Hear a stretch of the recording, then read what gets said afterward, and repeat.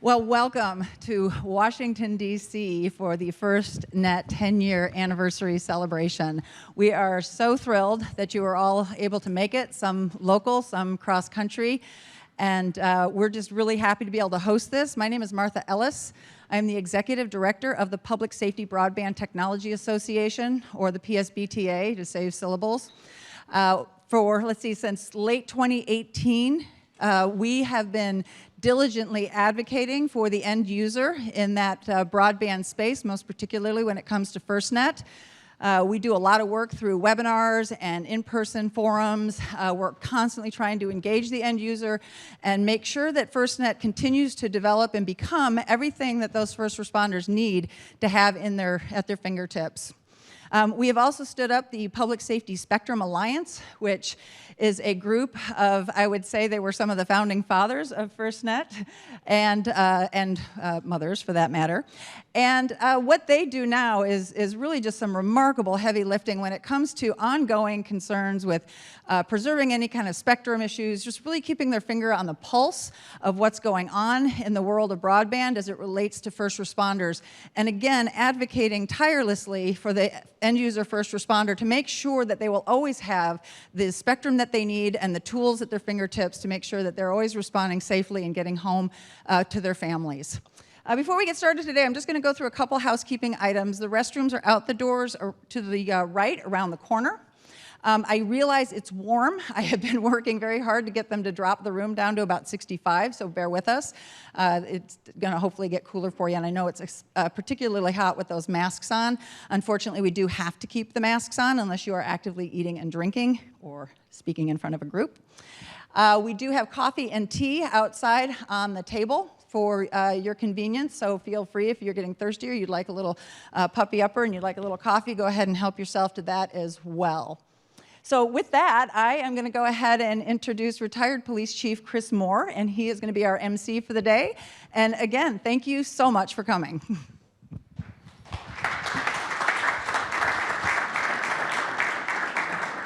Thank you, Martha.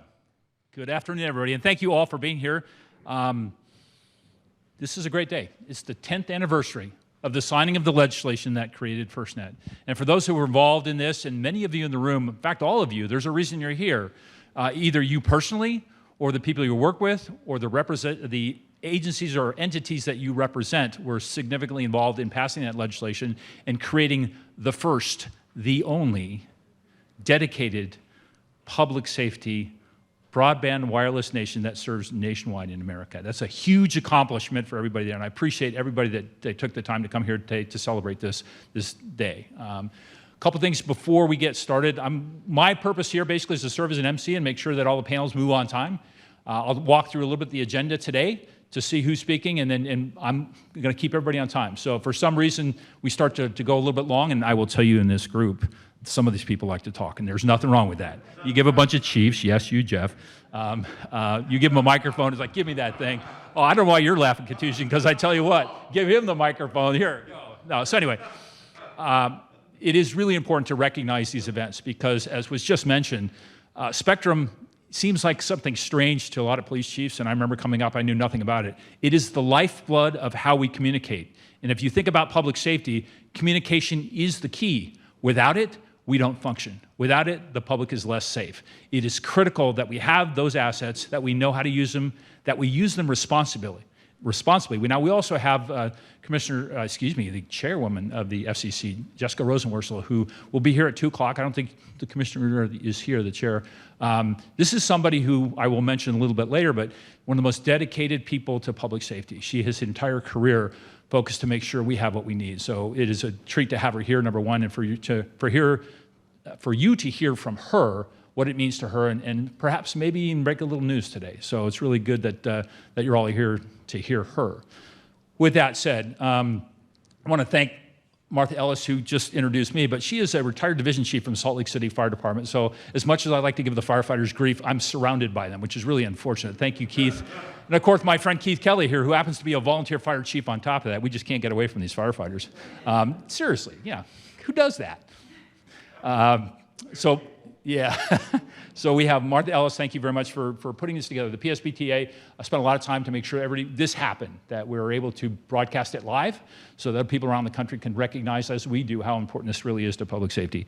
Also, Loredana Ellsbury Schwartz, make sure I get her name right. I know she's home. She's not feeling well right now, but Loredana, thank you for everything you did to make sure this happens, and I see you're watching this. I hope you are. That said, let's talk a little bit about what we're going to do today and what you're going to see.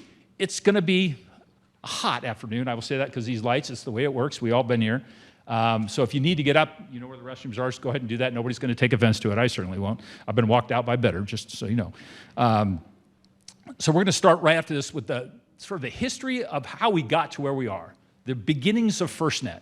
And having been a fortunate part of that group, even though I'm going to sit over here where the rest of the panel will be up here, you're going to hear from Dick Mirgon, Chuck Dowd, Jeff Johnson. We've been called a number of things, some good, not some good. We've been called the Four Horsemen. We've called, what else were we called? That's about it.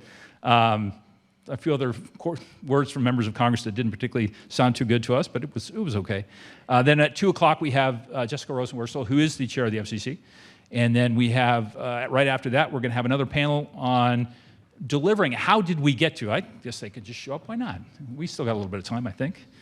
Yeah, you got 9 minutes, buddy. You're place, you know, we'll be ready. all right. So anyway, the next panel after that, after a little bit of history, so for those who weren't there and need a little context, we're going to provide that for you.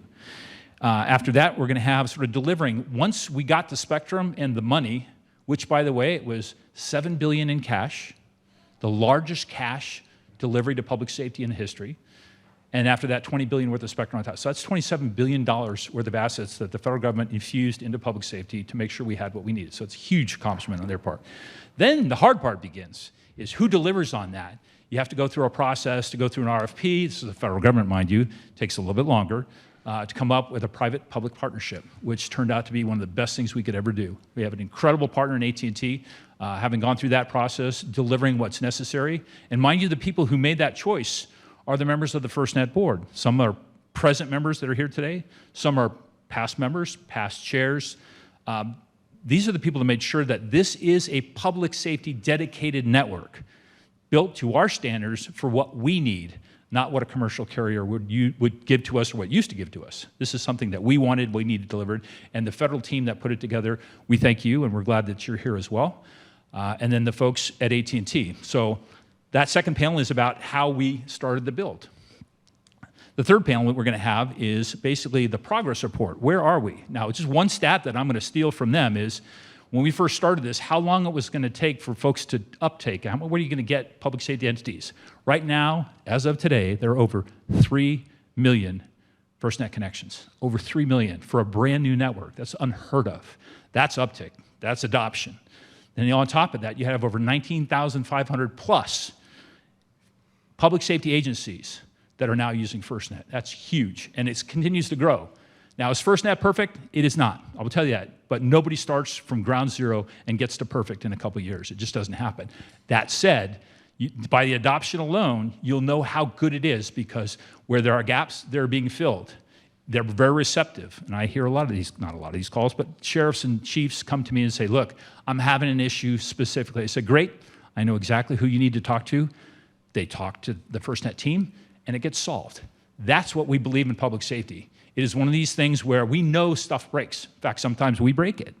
But it's not the measure of whether it breaks or not. It's how fast you recover and what do you learn from it. And that's what that FirstNet team, both on the AT&T private partner side, as well as AT&T, the authority, and the government side. So we thank them for that. The next panel we're going to have is basically moderated by Jason Porter from FirstNet at AT&T. Okay, that's typed wrong, but I know what it is. And it's innovation. So one of the things about this network is, and we want to focus on, FirstNet is not static.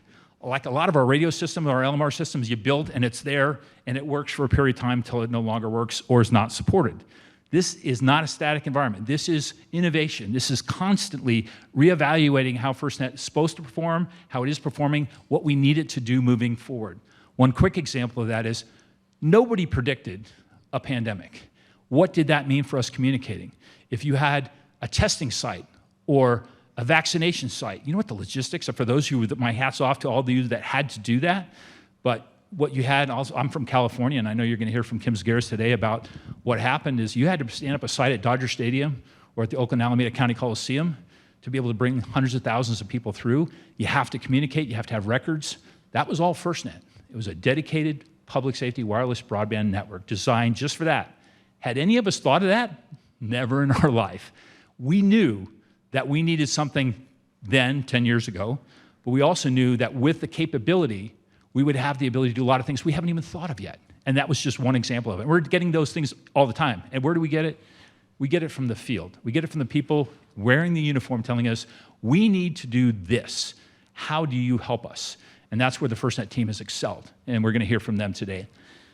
And then certainly the last but not least is we're going to have a future needs panel. So we've talked about how we got here, talked a little bit about what the state of play is and how we're moving forward with the build out, talking a little bit about innovation, and now we're going to talk about the future of what FirstNet for public safety looks like. And we've got some distinguished members here, and I appreciate you all, the fire chiefs mostly, to come up and talk about what do we need to do? What are we moving forward? What does it look like?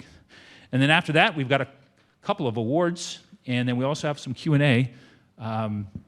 If for those who have any particular questions with an individual speaker or panel, we have a microphone here that Martha will take around if you have a question.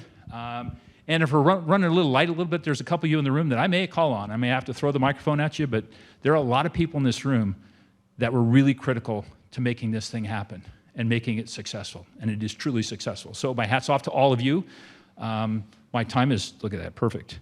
We're going to turn it over to the panel at this point. See, this is my one job up here. Don't screw this up. Make sure we're on time. So at this point, I'm just going to do a quick introduction of the panel since they've self-assumed their roles. Jeff Johnson, who's the retired fire chief from the Tualatin Valley Fire Department, past president of the International Association of Fire Chiefs, past president of the Metropolitan Fire Chiefs. You know, he's just almost disgusting. I don't even want to talk about Jeff. He is one of the smartest guys for a firefighter that I have ever met. Just saying. And next to him is Deputy Chief Chuck Dowd from the NYPD. So Chuck, a very storied career at NYPD. He ran the 911 center during 9/11.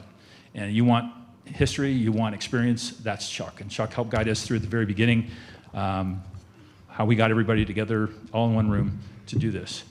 Next to Chuck is Dick Mirgon, who's a past president of APCO, Association of Public Safety Communications Officials International. He also served as a police officer in Colorado.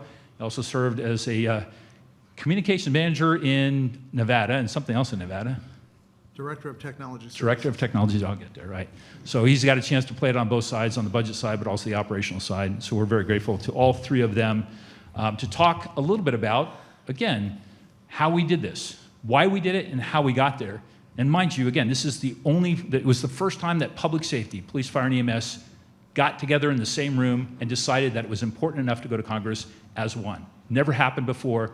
We're starting to do it again. For those who know about the Next Gen 911, and there are several people in the room that are working on that group, we appreciate their effort, but that's the way you do it. You get everybody in the room, you lay out what needs to happen, and you lead. And when you do that, good things happen. So with that, I'm going to turn it over to JJ to start this over to me. Oh, sorry. I'm turning it over to Dick. So anyway, what you're going to see up here today is a conversation. I mean, that's what we do. We don't do, we shouldn't say we don't. Typically, we don't do formal presentations because there's a story to be told. And there's so much of a story, not any one of us can remember the whole thing. So Chris will join us in it. A couple of caveats here, kind of like press club. Why the press club? I mean, I think we're trying to do, there's a reason for it. Our first event as the Public Safety Alliance occurred at the press club. That's when we announced the formation, that's when we brought everybody together. And so that started the ball rolling of this unity between police, fire, EMS. Not only were we for four of it, but two people who you'll hear from later today that are in the audience is Harlan McEwen, Kevin McGinnis. They represented ICP, EMS. So it was a unity of about 15 to 20 people. And so part of the message we hope you leave with after we're done is the reasons we did what we did, why we did it, are still valid today and valid in the future. And it is important that those who come behind us remember that history and focus on why we're doing it. Because a single nationwide network, a single vendor to build the network, there's all purpose behind that. And you're gonna hear that today. So that's kind of who we were, and this whole thing started, just so you show how things start small, started at dinner one night over at the Daily Grill. That Chris Moore and some other folks from California had invited Chris Fisher, who's in the room also, to a dinner to talk about something about technology. Chris calls me and says, I don't know who these crazy people are, but I'm not going alone. Will you go with me? And so Chris and I end up over at dinner with Chris and some other people out of California, basically with this idea that they had talked to this other person named Chuck Dowd in New York City and said, look, there's a spectrum out there. They've been trying to auction it. They're trying to get rid of it. It's our spectrum. We need to go for it. And we sat there and said, really, you think we can do that? And he said yes. Chuck said yes. And we said, we need more people. That's when we invited JJ in. And this whole thing started to grow. And we started to talk about spectrum and money and how that's going to develop. So that was the beginning of this whole thing. And a lot of stories to tell. And Chuck, I'll let you, so one of the other stories is there was a debate about what do we call this. And with that, I'll leave it with the inventor of Orange. Well, thank you. Thanks. And thanks for coming, everybody, today. I just want to talk a little bit about the thought process behind why we needed this network. And as was mentioned earlier, I was in charge of New York City 911 system, police radio operations during 9/11, during the Northeast blackout, during Hurricane Sandy. All those events were learning moments. But in particular, the attacks that occurred around the country on September 11th, 2001, really crystallized a need for a different way of communicating within public safety. And we were looking at this as a seamless interoperability opportunity for public safety to build a nationwide network. The second part of that was we saw coming, and when I say we, public safety in general, saw the need for mission-critical data capability, the ability to share video, the ability to look at building schematics. All of that information we could see coming. Up until that point, we effectively had been limited to two-way voice radio communications, and we knew over time that that wasn't going to solve the problem. So we started talking amongst ourselves, right, about how this would look and how would we do it, and we started to move in that direction. Again,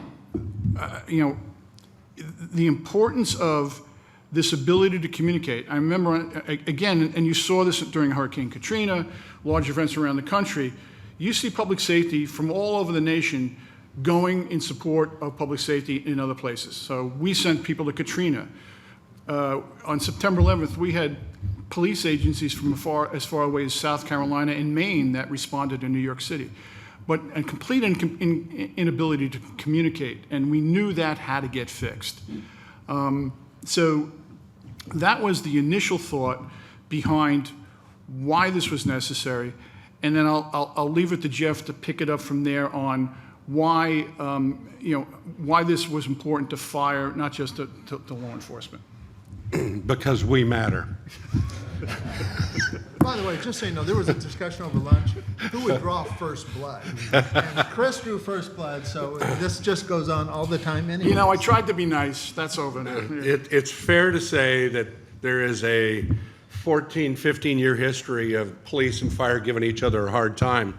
And what the general public probably doesn't notice is that's what goes on the street and what goes on fire stations. We have our fun with one another. But we are always there for each other. Yes, we are always there for each other. Right. But I'd like to just thank you, Dick, for acknowledging that this really started to move once you invited me into the group. I would appreciate that.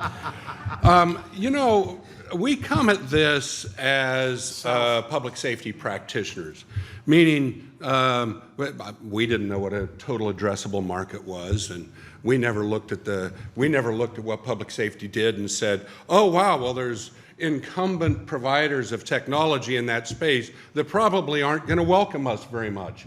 We didn't think like that. We didn't think about manufacturing cycles and how you go to market. And, we thought nothing of that. Here's what we thought. We thought we have spent our entire lives professionally. Being told by vendors and salespeople what we need, not having our own vision. And this piece often didn't work with that piece, and we were the ones that paid the bill to patch them together with some interoperability patch of some kind. And on and on and on and on, and then it occurred to us at some point that kids getting off the bus at the junior high school had better technology than we did, and we were left to use commercial devices, and it just wasn't good enough. Because whether you're landing a plane in the East River or the Twin Towers are struck or whatever, those events generate traffic that clog networks other than just public safety traffic. And when you clog that network, it is a guarantee that's going to happen unless we have ruthless preemption or priority in preemption in the case of FirstNet, and that's engineered into the network. So a lot of what you see here is just ground truth from cops, firefighters, and paramedics that spent our career knowing what doesn't work and what has to happen to make it work and why it has to be different. Not the marketing, not the one-liners, how from an engineering level up, this network has to be built for responders. And we have to have that in consideration. And it's just actually frustrating to know that we were missing a lot early, and we're probably still missing a lot. But number one thing we didn't know is we didn't know this was impossible. It was impossible. And it was the fact that we didn't know it was impossible that made it possible. Because if we knew what we were doing, we would have never tried. We just wouldn't. And there were many times in the middle of this that we looked at each other and said, yeah, we're probably dead now. But we just kept getting up, and we kept getting up, and we kept getting up. And I think if you look back at that and all those moments where we really did look each other in the eye and say, this is probably impossible, those are the gut check moments that really make us protective of what we have. This is no ordinary network. This is public safety's network. It's a nationwide network, and it's unique and it's different. And it's different because we needed it to be that way, and we designed it that way. And we were actually wrong early on in a lot of things. And, I want to give some credit to some people that really changed the trajectory where we were going. I think you had asked any of us that are dragging hoses, shocking people, or running the law enforcement side, we would have told you we have to build our own. We need our own towers, we need our own backhaul, we need our own technology. We just did not think, hey, let's custom leverage a nationwide wireless provider to meet our needs. What became clear early on was that was the only path that was going to get us where we wanted to go. Because we would not be at 3 million adoptions and 19,500 agencies participating. We would not be there if we did it that way. And, I want to reflect, Sam Ginn, first chairman of the board at FirstNet, really one of the original fathers of cellular. Sam Ginn brought this team together. Like, he seeded and picked with Larry Strickling the first board of FirstNet. And Tim Bryan is in the room from the National Rural Telecom Cooperative. Tim Bryan on the inaugural board. Tim understood, along with a couple other board members, the value of spectrum. See, if you know what it's worth, then you know what kind of deal you can get. And if you know what kind of deal you can get, now you can start to build objectives around what we needed. That led to the 16 objectives. That led to multiple bidders. That led to what we have today. Sue Swenson, the chairwoman that took over after Sam Ginn. If you've never met Sue Swenson, she's one of the most impressive people and is now one of my closest friends. But you talk about an interesting person. She drives hard, and she bled public safety from the minute her rear end hit the seat on the first day. And she is still to this day volunteering her time and considerable skills to help us, public safety, and it's just impressive. Morgan O'Brien, we owe Morgan some credit. Morgan, we all recognize as the founder of Nextel. Morgan was the guy, and Harlan, I hope when Chief McCune's up here today, he talks about Morgan. Morgan actually had the original idea. Just a second. Be a little bit careful. He's sitting back there, so don't say Well, anything too I nice. didn't see him walk in. Hi, Morgan. Good to see you. Morgan O'Brien actually had the original idea and connected with Harlan and the Public Safety Spectrum Trust Board that took the first run at blazing this path. Couldn't have been here without him. So it's nice to see you, Morgan.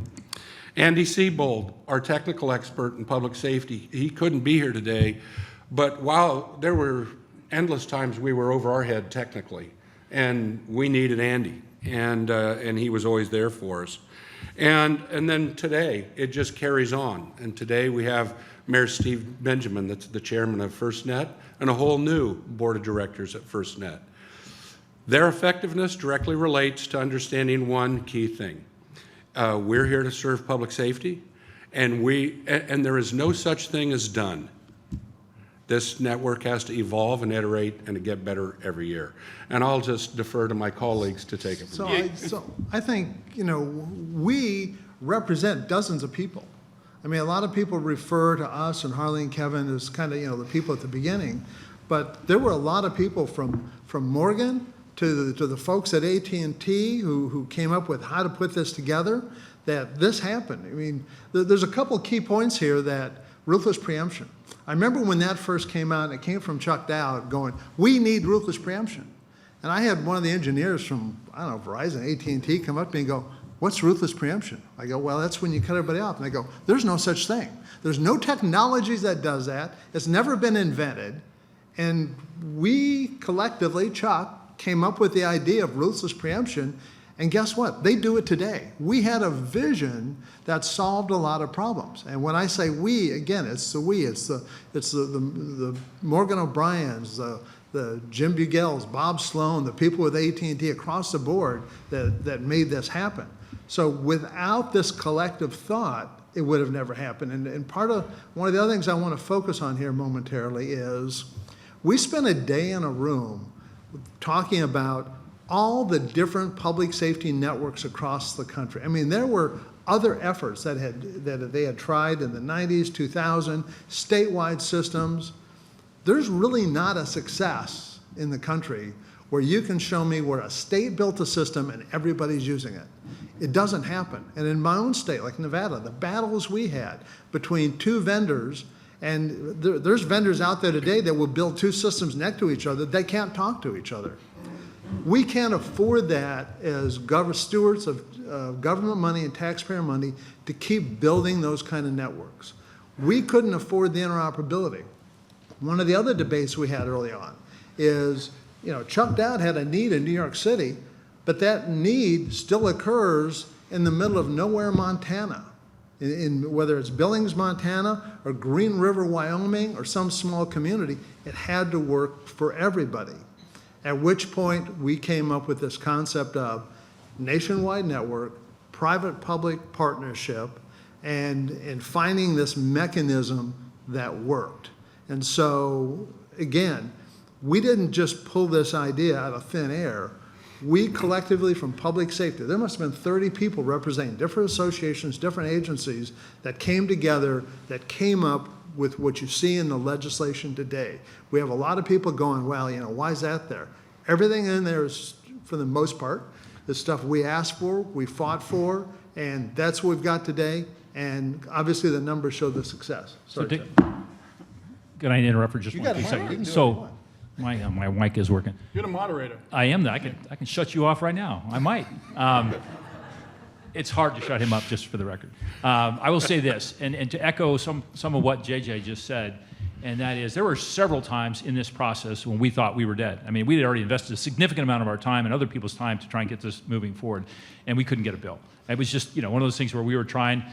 And then divine intervention, one of the several things that occurred. We had an earthquake here on the East Coast. If you guys all recall, and we're here when that occurred, that was one of our lowest points, because we were always saying, hey, look, we need all of this spectrum. We don't need just a little. We need it all, because we never know when the emergency is going to happen.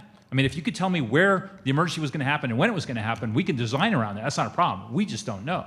And so we're in a downside, and all of a sudden, we said, look, it's not networks fail in the sense that they go down and they crash. Some do, in a big fire or something like that. But like in California, in an earthquake, it just gets saturated and it becomes useless to public safety. When we need it the most, it's not available. But it tends to be very isolated.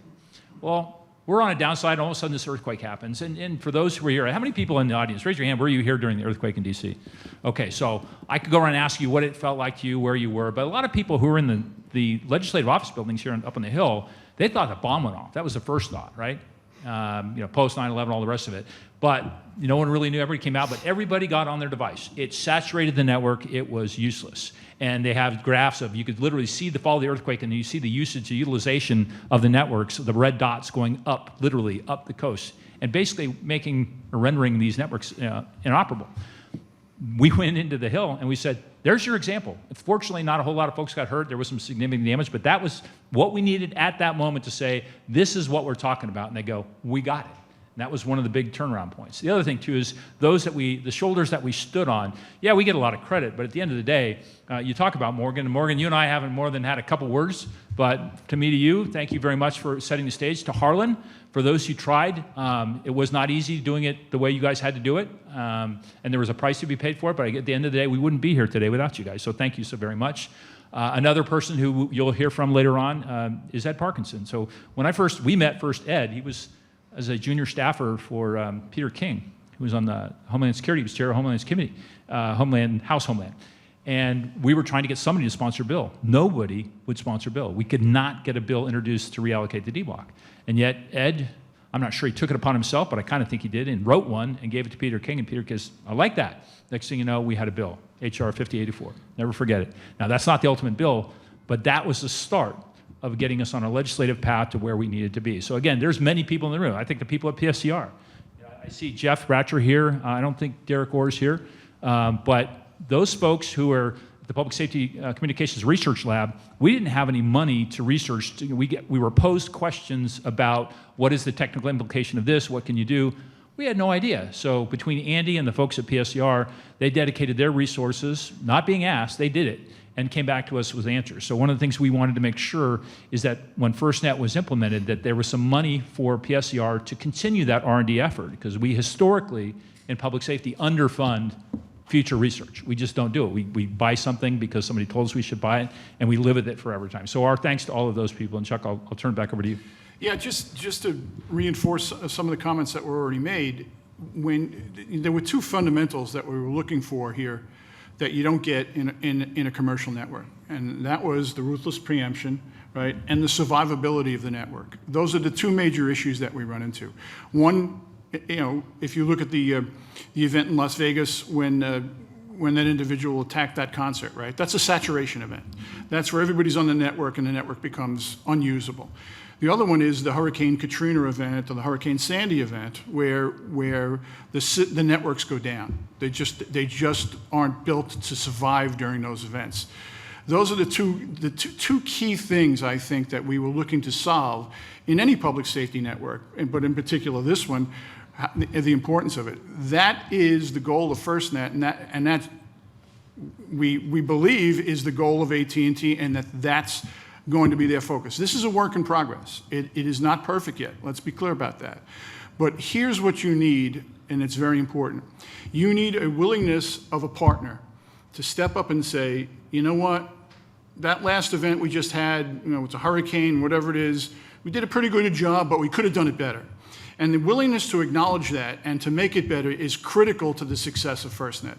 And that's an obligation that AT&T has, and that we are confident that they will fulfill. That is the importance of this. This has to constantly improve and constantly get better.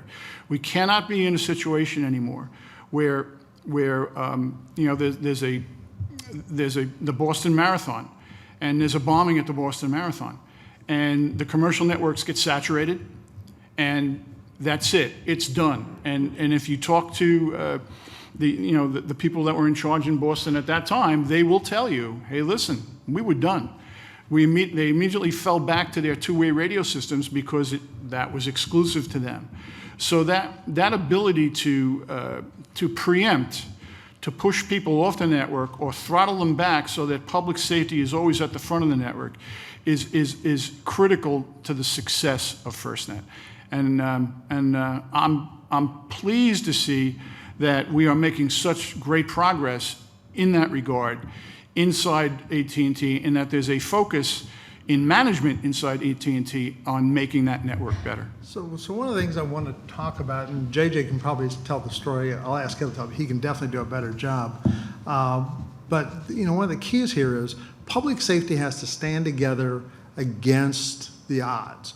There were times that I remember we were up on the Hill or a testimony, and there was one particular case where we didn't always do what our GR people said. The reason we were so successful is nobody knew what we were going to do or do it next. I mean, we did some pretty edgy stuff when telephone banks, ads to get people on our side. But everything came together for a reason. But public safety had to stand together. There are things that will cause you to stand together in future events. And what I'm thinking here, JJ, is that meeting in Herndon when the carriers talked about. Well, what Dick's talking about is we were very active with the White House, President Obama, Vice President Biden at the time, trying to get them to embrace this and give us support on the Hill, because we were struggling a lot there. And Anish Chopra was the first Chief Technology Officer for the United States.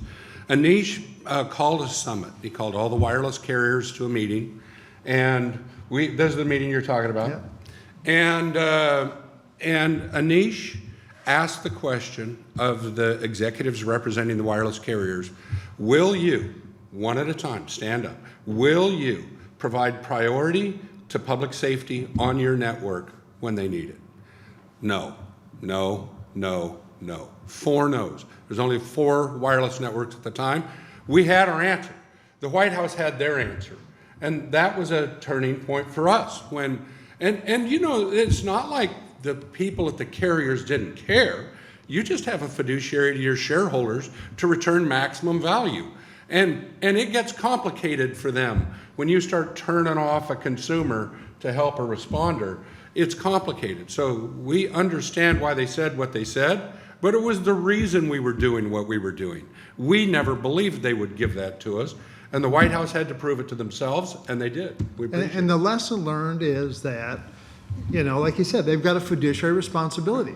Any given carrier cannot provide the kind of services we need as a general rule, because they've got a whole lot of other customers and networks they've got to look at, and this kind of made the point that day, which had to be made. So that, once again, is one of those key moments where we need our own network. And we needed to have our own spectrum, we needed to have our own seed funding, and that helped drive that point home. Do you want to talk about? Yeah, Chris, I know you want to jump in. Do you mind if I talk about the nevers? Please. This is one of the things we accumulated was the nevers. This was the never list. This is what people tell you on the Hill when we were asking to take care of public safety. So I was just jotting down a list. You will never get the money out of Congress. If you get the money, you will never get the spectrum. If you got one or the other, you will never get both. But if you did, just if you did, you would never get this through the federal procurement process. And if you did, you would never defend it in court. And even if you did that, nobody's going to bid on this. And not only is nobody going to bid on it, nobody's going to put these chipsets in their devices. How is that for a list? That's the list of nevers. And a bunch of public safety people just trying to solve You left a couple out. Please. They'll never design a device for you, and they'll never build applications for it. Yeah, there we go. Over 300 devices today that are FirstNet capable. Bob Plaschke at Sonam Technologies was the first one to step up in front of Congress and say, I will. And here it another is. one of those, if they hadn't have been there, we wouldn't have got there. That's right. How many applications have we had? I don't remember. Yeah, just a little bit on Bob Lashley. Do we know how many applications? 150 separate applications already for FirstNet. So I remember when I approached Bob Lashley, because we were told, point blank, it's going to take you 5 years to get a chip. It would be easier if I did. My voice here. How about now? There we go. So They said it's going to take you 5 years to get a chip built. These are the chip makers saying minimum 5 years, and we want to see a guaranteed market before we'll make that chip for you. And then it's going to take you another 5 years to get a device. And I'm thinking, that's 10 years, that's not acceptable. We all looked and said, what are we going to do? Well, we run across this company called Sonim that had hardened, ruggedized devices. And I said, can you put a band 14 chip in there? Well, if I could get one, I would. I said, well, would you go to the chip makers and say that you want to do this? So within a year, not 5 years, a year, we had a device that we could actually do it. And then that spawned the chip manufacturers to say, this is something we should do. Now, let me go back to, again, but for some of the key people coming in here. And one of them, at that meeting in Herndon, the reason we were in Herndon, by the way, because the federal government was putting this on, is they couldn't get, believe it or not, a big enough room for us, a conference room, because the American Medical Association was having their big conference, and every room was booked. So we're stuck out at the airport. We were due to address Senate Commerce the following day, so we were all in town anyway. But when that question was asked of the carriers, I never thought they would answer, honestly, would you ever? I expected some happy talk, and instead we got a direct no. And then the question follow-up was, why not? Because it's not in our shareholders' best interest. Made total sense, but I tell you, that was when Anish looked over and said, we're going to have to give it to them. And they had all the right people that needed to hear that, heard that. That was truly one of the key moments there. So I will say that, though, and one of the people that answered that question is Jim Begill, and I know he's in the room, and I appreciate the candor, because frankly, I thought I was going to get happy talk. And we didn't. We got a real answer, and that actually shaped how we moved forward. And the other thing, too, with respect to devices and people that stepped up with innovation, once they saw that somebody was willing to innovate, we saw a flood. And then once the network was started up, you're seeing all of these 150, all the different apps, people stepping out of the woodwork to say, we think we can build a better mousetrap for you guys. And betting their personal fortunes on us. Yeah. Today, you're going to see a gentleman recognized. Tim O'Connell's here as the founder of Rescue42. He builds compact rapid deployables for FirstNet. But listen, this guy created this company, created this concept for us. He bet his assets on us. His own money. That's what happens when you create an ecosystem that explains the need, creates demand. We just had trouble getting going. And now it's a wild ecosystem. The commercial sector has flooded to the public safety sector because this is where the opportunity is. You have a widget for a passenger car. How do I morph that into a widget for a police car, a fire engine, public utilities vehicles? That transformation is happening in the commercial sector at a massive rate. It wouldn't happen without a network to go to. Let me just add one thing about our belief and faith and gratitude to AT&T. Now, you gotta understand, AT&T is a very large company, as y'all know, worldwide.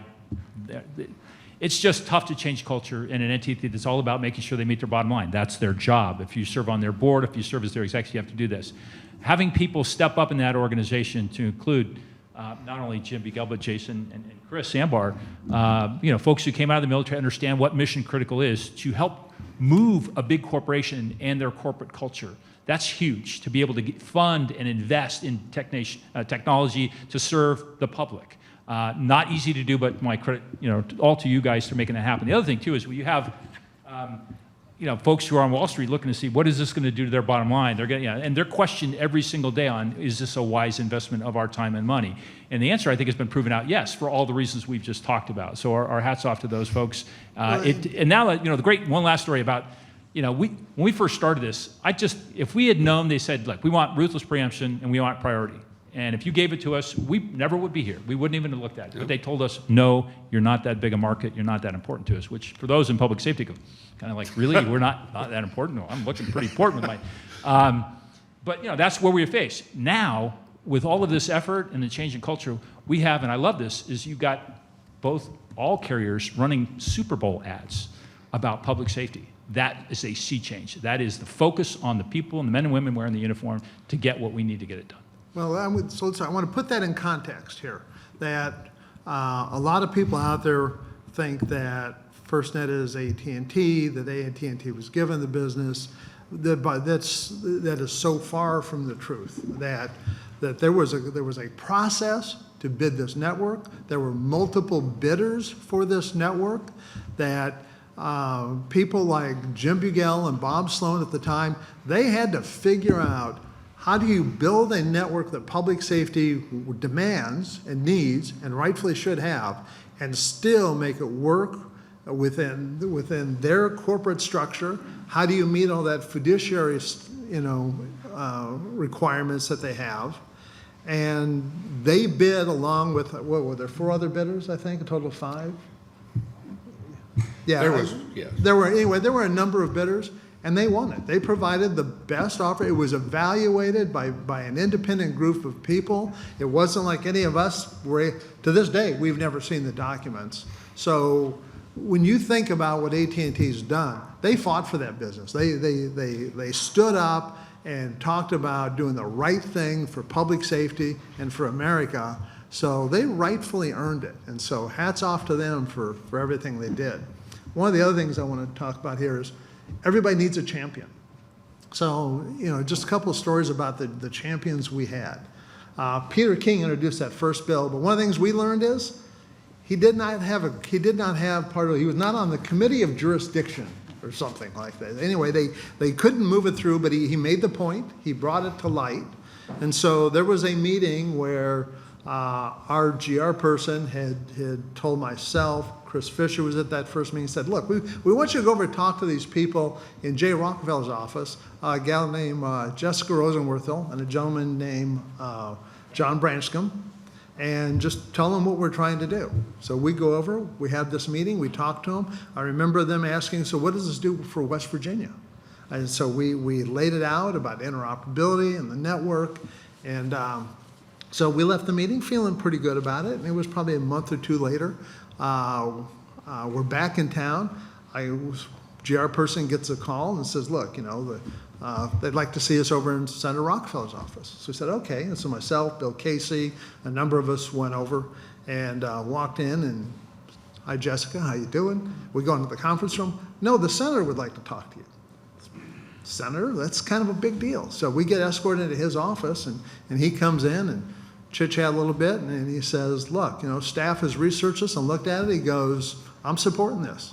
He says, I am not going to retire until public safety gets this, and to where he was the committee of jurisdiction. Oh yeah, he absolutely was the committee. And so we're talking about, well, what about Senator Reid? He was the senior senator at the time. He goes, I'll take care of that. He says, I'm not leaving until it's done. I've been on this hill a long time, and I'm not going to retire. So that became a key moment because he fulfilled that promise. The other one, which I just loved, and it wasn't so much the meeting, it was the after effect. We were up at the executive office building with Terrell McSweeney and the Vice President Biden's staff, where basically they said, talk to the Vice President, he's behind you, he's going to support it. So I went off to another meeting over at the Senate. There was a Senate staffer there who thought he was very important, and we had a number of people in the room. And this staffer says, we are not doing this. We will never do this for public safety. And it was a D. And he's just going on. And I said, excuse me a second. I said, the Vice President has told us they're supporting it. He did what? Guy leaves the room. It's like 10 minutes later. And everybody's going, well, what happened? So I told him about the other meeting. He comes back in 10 minutes later, goes, okay, what do you need? I mean, he had an epiphany. Yeah. Absolutely. So having champions out there who feel as passionate about the topic as you do is really important to cultivate. Yeah, and again, you can't thank certain folks. I mean, there was a lot of people that helped us on this effort over the years when we got the legislation passed, but you can't thank current FCC chair Jessica Rosenworthel enough, Terrell McSweeney, John Branscombe, Ed Parkinson, who's the CEO of FirstNet. These are folks that moved their people from their staff positions to act on this for us, and we owe them a great debt for what they did for us. Yeah, and there were a lot of Jeff Cohen, who's now with APCO, was on there. Yeah, we can go over. Yeah, no, right, but yeah, just they were absolutely, and I can't remember them all, but they were certainly there. To your point, Chuck, I can look around the room and there are several people here, many people that were there that all contributed in some fashion, and we're grateful to all of you for that participated. And again, this is not a static thing. This, over the course of years, different people have stepped off, other people have stepped in. I think of Sue, and there's a great line she had when she was testifying at Senate Commerce. And Jeff, if you remember when she was asked the question, what if this fails? She said, "We should all be shot." Classic Sue Swenson quote, right? Just straight up. With that kind of support from the board members of FirstNet, she wasn't a public safety person. She is now. And Chris, it's just one more thing and I don't think we hit this hard enough today. If we did, I missed it. But what public safety, state and local public safety, need to understand is this is your network. This was a ground-up effort. This wasn't some federal program where some federal government folks said, hey, I got an idea. Let's build a nationwide network for public safety. This was you. This was police, fire, EMS, OEMs, sheriffs, all acting together from the ground up on a state and local basis to make this a reality. And always remember that spectrum belongs to you, public safety. So, Yeah, Chris, one point on that. It's a great test. In the back of the room today is the Vice President of the FirstNet Board, Chief Richard Carrizo. Mayor Steve Benjamin is the sitting chair. Take a look at who is on that board of directors at FirstNet. Their email's there. Drop them an email. You have a question? Drop them an email. And they will get back to you. What's unique about your network is this is your network, and they're here to achieve this for you. You can send all the emails you want to other carriers. They're not sending you an email back. You send it to the top, you're going to hear crickets. You send it to the top on your network, and you get a meaningful response. Thanks, Chris. So just not to leave him out, Sheriff Peter Katushin from Middlesex County we're in Massachusetts, just outside Boston, is also on the board. So, and he's emails everywhere. So, seriously, give him a call. Yes, if you have him questions, he's right there right now. Yeah. We'll be issuing his email later. But no, that's the importance. He just stepped down as now the immediate past president of the major county sheriffs. So these are the major players. And one last point on the partnerships of public safety. Never before, I mentioned it, never before had all of the associations gotten together to represent all of us. And again, it took everybody to swallow a little bit and say, okay, who's going to lead this? And unfortunately, major county sheriffs, because we sort of spearheaded this, just happened to be that way because we're the ones that just happened to think of it first, I guess. I don't know. Long and short is that we had everybody in the same room rowing the oars in the same direction. That's hard enough to do in anything. Even harder in public safety when we all have our own parochial interests. We all are on funding streams. Assistance to firefighters grants. I'm just jealous. Those types of things. How do you get everybody to do that? It is leadership, and that goes for anything that we do. If you have the right leadership, you bring people together. It's not an easy thing to do, particularly at a nationwide level, and yet somehow we made it happen. I claim no special powers other than to say, it's the right thing to do, and go from there. But another point to that, and no respect to those great people that run our associations, but the staff at the associations can't make this happen. I mean, they do a lot of great work, but it's the uniforms, it's the board members that came together, that we had folks that, we spent time on the Hill, and when you go into a congressional office, you need somebody from that person's home district to say, I'm here, I'm one of your voters, I support what everybody here is telling you. You have got to put the uniforms, the working people, the people who build the networks, operate the networks, the telecommunicators, everybody into those offices. Like I said, the problem is, again, no disrespect to the GR people, but the folks on the Hill, they got GR people coming through their door every minute, every day, wanting something from them. And to them, it's just another body. When you bring that police chief, fire chief, that mayor, that city manager into their office and go, I'm your constituent, and I'm here, and we knew that whole dynamic changes. So as you look at the future, the power of the first responders, the public safety community to stand together and to be there on the Hill is unstoppable. That if you decide you want to do something, this whole thing took 3 years. It wasn't easy, but you can accomplish whatever you determine is best for public safety if you've got the right issue going to the Hill with everybody standing together. Yes, and to Dick's point, we were treated as lobbyists initially when we tried to do this, and that was a mistake because cops and firefighters are not lobbyists. And they underestimated our ability to influence this and to project our influence at this.